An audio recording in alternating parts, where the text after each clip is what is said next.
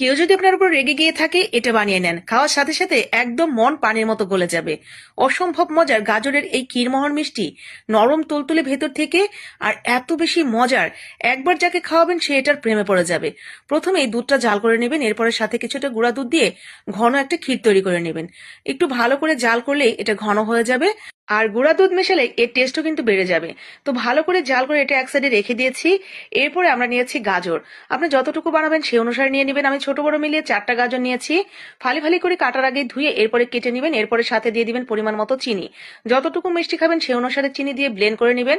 Blend করার সময় যদি মনে হয় ব্লেন্ডার ঘুরছে না, সামান্য একটু দুধ মিশিয়ে ব্লেন্ড করে নেবেন। এরপর আরো কিছুটা লিকুইড দুধ দিয়ে দিবেন। সাথে স্বাদ মতো 1 চিমটি লবণ, একটা এলাচ একটু গুঁড়া করে দিয়ে দিবেন। এরপরে অনবরত নেড়ে চেড়ে এই গাজরটাকে সিদ্ধ করে রান্না করে নিতে হবে। গাজর যখন পুরোপুরি সিদ্ধ হয়ে যাবে তখন 3 থেকে 4 চা চামচের মতো সুজি অ্যাড করে দিবেন।